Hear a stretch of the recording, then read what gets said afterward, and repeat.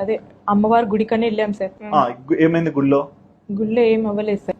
బలవంతంగా మ్యారేజ్ చేసుకున్నాడు. ఎవరు? కామేష్. ఎవరిని చేసుకున్నాడు? నన్ను చేసుకున్నాడు సార్. నీకు పెళ్ళైంది కదమ్మా? మళ్ళీ చేసుకున్నాడు సార్.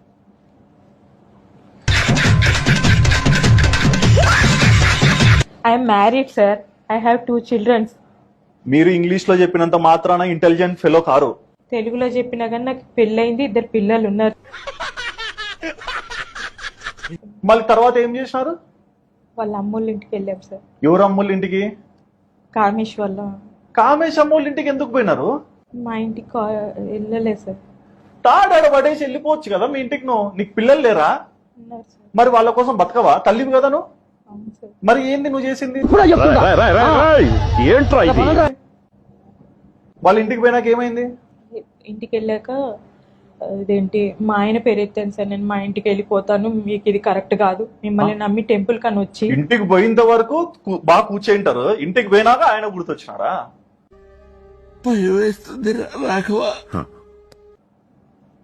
వాళ్ళ ఇంటికి ఆడ నుంచి వాళ్ళ ఇంటికి పోవడానికి ఎన్ని గంటలు పట్టింది? నాకు అటు సైడ్ ట్రావెలింగ్ తెలియదు సార్. మరి వాళ్ళ ఇంటికి పోయి కూర్చున్నారు, ఏమైంది మా? ఏం అవ్వలేదు సార్.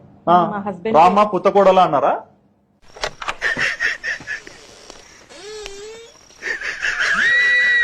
కాదు సార్, ఇంక ఎక్కడికి తీసుకెళ్దామని చెప్పేసి నేను అబ్బాయిని అడిగాను సార్.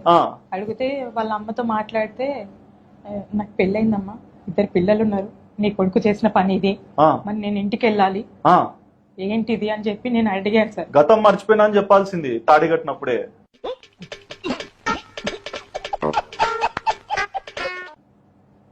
మీరు ఇష్టంగానే పెళ్లి చేసుకున్నారు, ఇదే కరెక్ట్? నిజం చెప్పండి. మీ పిల్లల మీద ఒట్టేసి చెప్పండి మా. నిజంగానే మరి తలక ఎందుకు దించుకున్నావు? ఇష్టపడి చేసుకున్నాను. ఏమిటండి మీరు మాట్లాడేది? మరి ఇప్పుడు ఏం కావాలమ్మా? అంటే ఇప్పుడు కామేష్ ఉన్నాడా మీ జీవితంలో? వదిలేశాను సార్. ఎట్లా కామేష్ వదిలేస్తారు? నాకు బాలు కావాలనిపించింది సార్. ఏమా?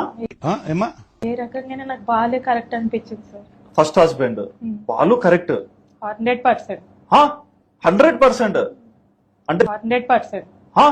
100%.